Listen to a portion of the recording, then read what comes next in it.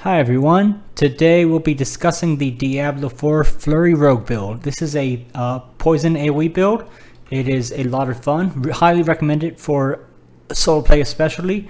The main reasons you want to play this: you get lots of damage, you get lots of healing, you kill stuff very consistently. You don't get the big flashy crits you might get with, say, a Barbarian, but you can do a lot of damage. You practically will not die as long as you don't get crowd controlled or stand around in explosions. You have high mobility. You can run super fast. It's a lot of fun, so highly recommend it. And without further ado, let's look at these skills. So skills, your bread and butter is going to be between Puncture and Flurry. So Puncture,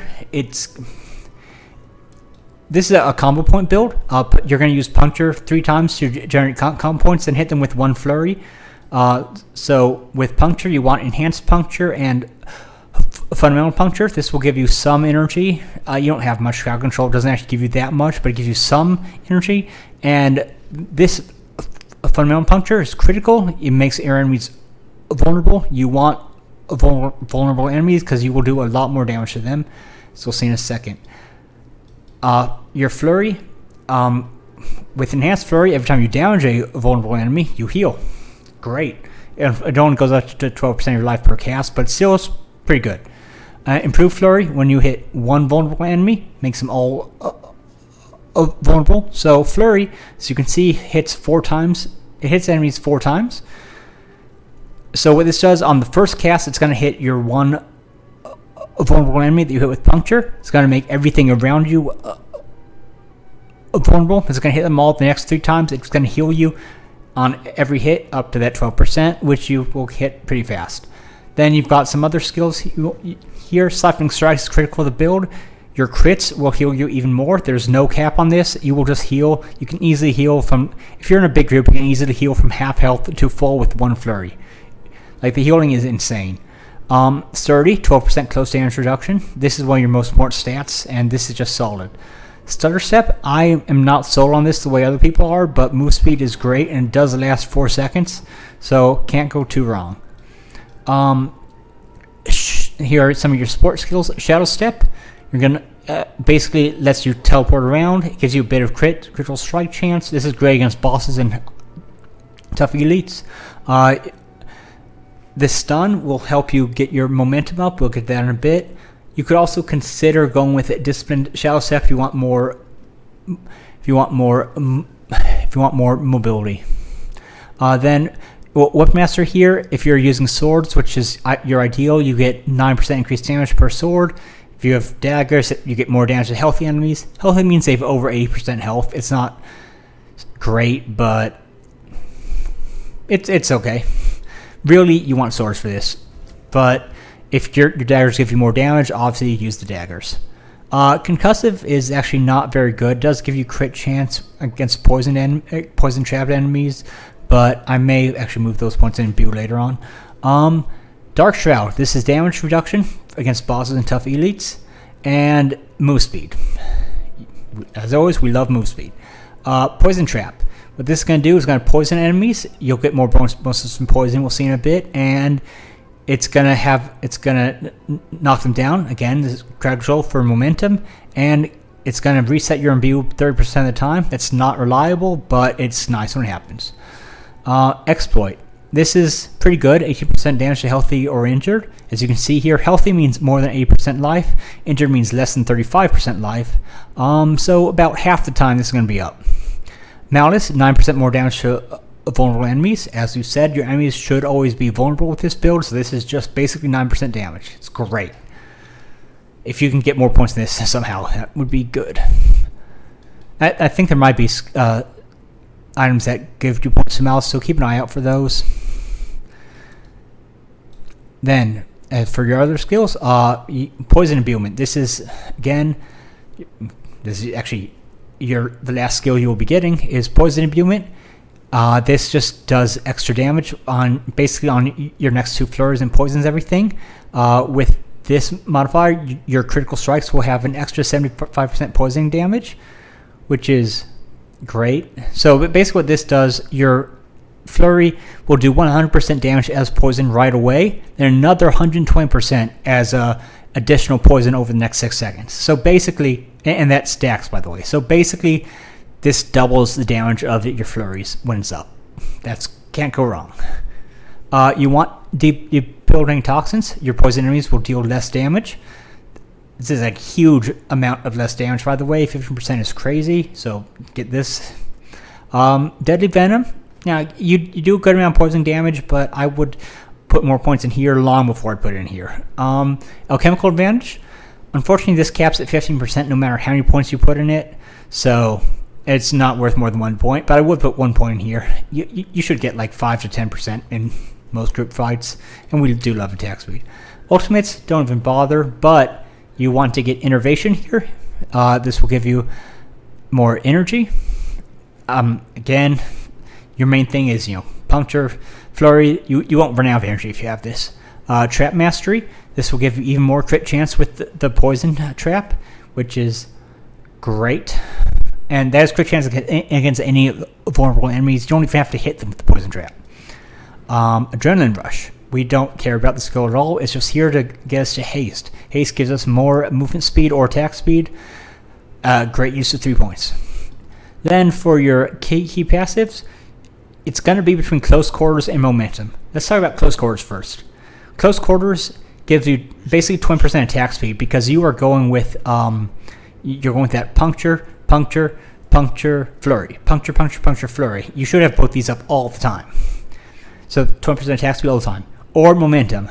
Momentum, you have to hit stuff that is stunned with a Shadow Step, or hit from behind with Shadow Step, or Daze, and there are some legendaries that will let you daze enemies, and that can be very useful.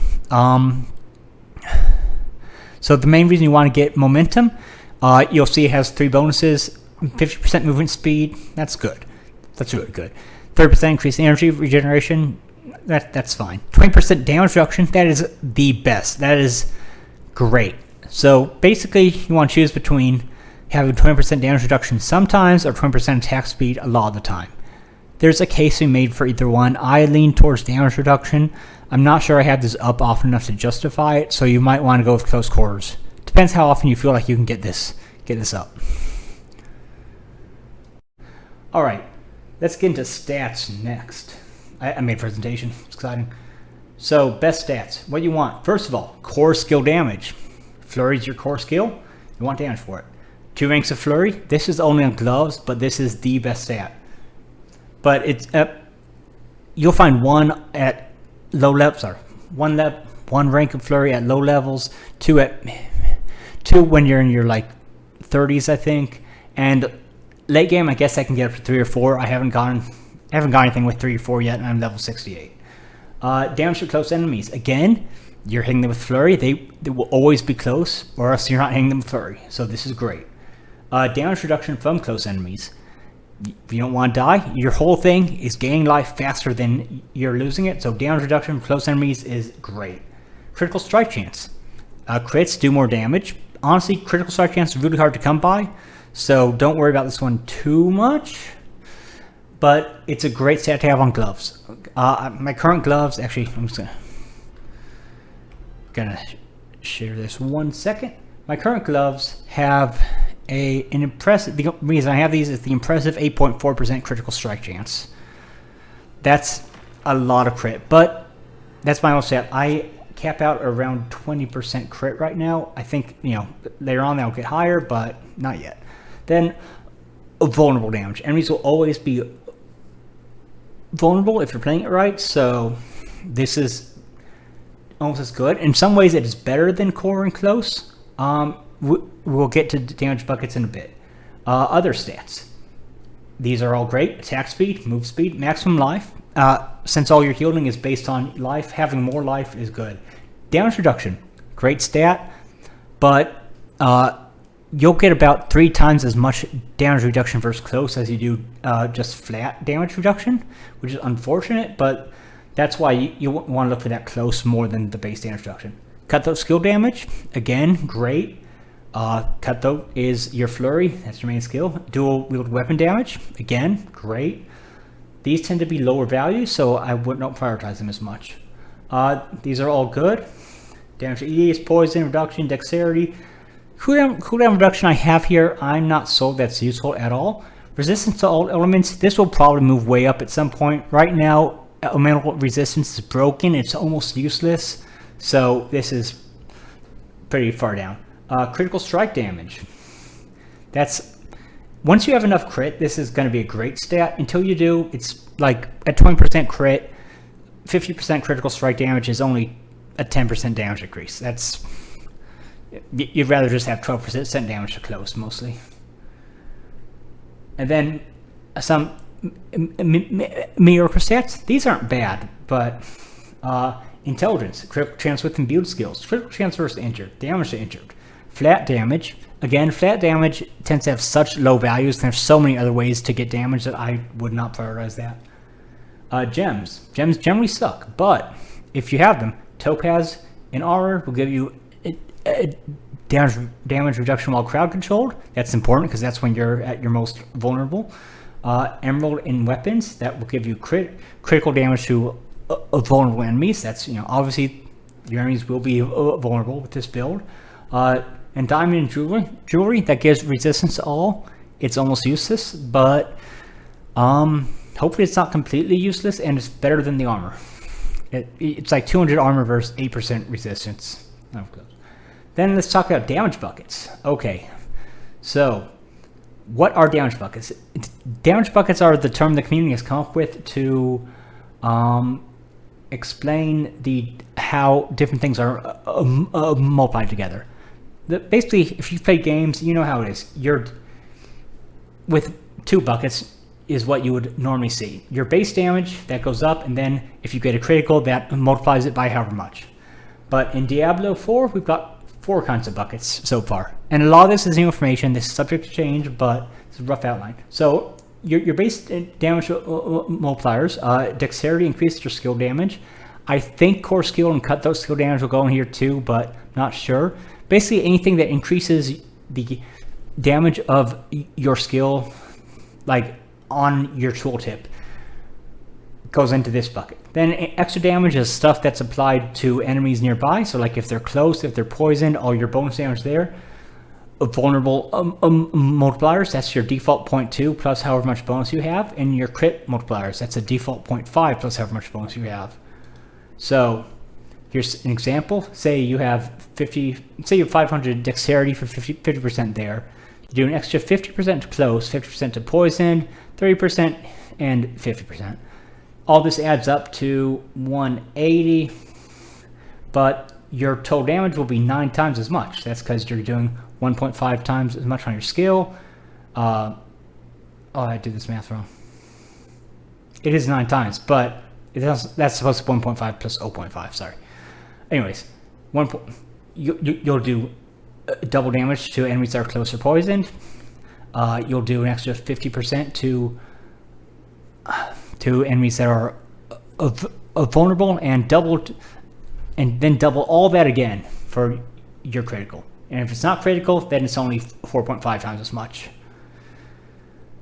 Yeah, ignore these extra ones. I did not do that right.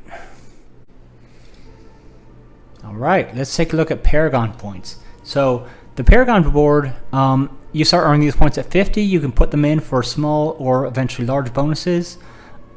You start down here. You can basically choose to go right or left.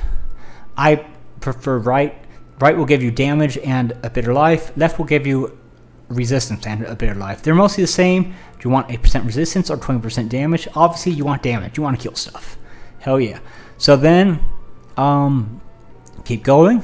Get some life. Get some damage. Blah, blah, blah. Make your own choice here.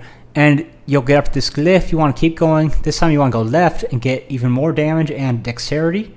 Again, we love damage. And for this glyph, you either want to put in diminish here. So you want to put in something here that will give a bonus to rare nodes in range. Rare nodes are these yellow ones. This is only because this whole thing sucks, honestly. There's not much you get here.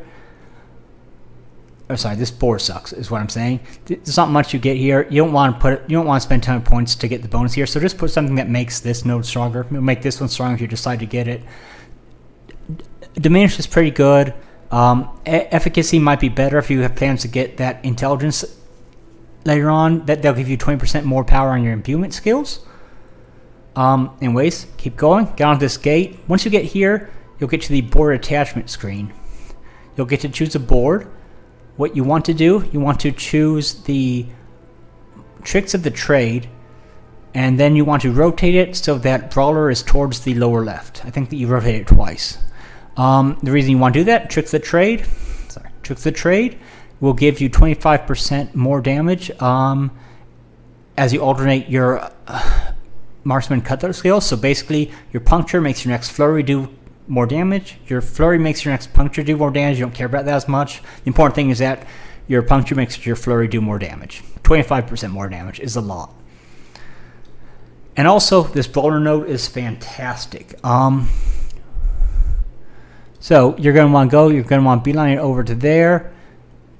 In general, I prefer to take intelligence. The reason you want intelligence, it gives you crit chance. Crit chance is pretty good. It's only a very small amount of crit chance, but it's better than willpower, in my opinion. And you do want to prioritize dexterity, though. So anyways, you get over to brawler. You're going to want to take all these nodes. This gives you close damage to close enemies and damage reduction from close enemies. Those are, as we said, those are two of the best stats that you want. Keep on going up and right. Get your tricks of the trade, and you can beeline up here to get lawless, which is not that great, but it'll give you some dexterity, and you can get over here to focused for even more dexterity and damage to elites. And the armor here, don't get me wrong, the armor's not bad.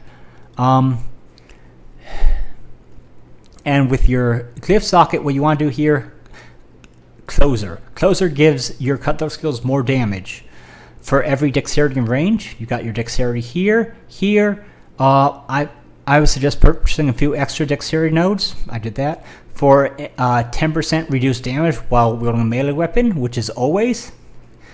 How can you go wrong? 27.5% cutthroat damage, and as you level this up, that'll get higher, and 10% damage reduction. It's fantastic. As far as what you do after that, I will have a new video on that later. Okay, hopefully that is a rough overview of Paragon systems. Let's talk about legendary powers as the final thing. So, here's your bread and butter is flurry damage to the enemies in a circle around you. Without this, flurry is kind of hard to use. With it, flurry is it's a lot more powerful. It'll hit everything, and when you're surrounded, you won't be surrounded for long because it'll all be dead. Plus, you get all the extra healing, etc. Attack enemies with the basic skill increases the damage of your next core skill. Again, you're alternating. Your punctures, your basic skill. 3 punctures, one flurry. You can even do 2 punctures, 1 flurry if that works with your energy. But 3 and 1 is your basic bread and butter. You'll go with that, and you'll get an extra 30% damage on that flurry. We love the multipliers. Damaging enemy with basic skill generates 6 energy. So with puncture, you generate, I'm not sure if it's 6 or 18, but you will generate energy quite quickly. I think it's only 6. This is actually a shockingly good skill, by the way. Oh, sorry, it's only elite enemies, but this is a shockingly good skill. Like for bosses or strong elites, it's great. Lucky hit. Whenever you make an enemy vulnerable, you have a chance to get increased critical strike chance for 3 seconds. 3 seconds isn't great, but we love the crit chance. We make enemies vulnerable a lot. This is a pretty good skill to have. If you get this one on unique, your core skills will deal 34. I think it's up to 40% increased damage when you spend 3 combo points. Since you're always doing that with flurry, that's what you want. Then this your base skill can generate combo points. Don't worry about that one too much. That doesn't matter as much. What's important is that you do even more damage. Then you also want at least a couple defensive powers. I love this one. That it gives you a barrier when you damage elite enemies. You will basically it's a free. That's almost. Rogue doesn't have much health, so this is like almost an extra 100% life, depending how much you invest in life. This is the bubble. This is a great skill. It only occurs once every 90 seconds, so it's almost useless for that reason. But here's the secret that other people don't know. You want to keep, so I have this on an amulet. I keep it in my inventory. Whenever I'm in a boss fight where I'm worried, I switch it out, wait for that a bubble to go off, keep attacking for free for 6.8 seconds, then switch it with my other deck. You can just switch equipment mid-battle, so there's no reason to keep this on any longer than, you know, your 7 seconds or whatever. Basic skills grant damage reduction. I have the worst version of this. You want something that lasts way more than 2.0 seconds. This goes up to 6.0. But anyways, this will give you more damage reduction. Damage reduction means you don't die, and that's critical. So I'd recommend getting these two. I keep this one in my inventory for fun and, you know, profit. That is about it. Hopefully this helps you build a Flurry rogue.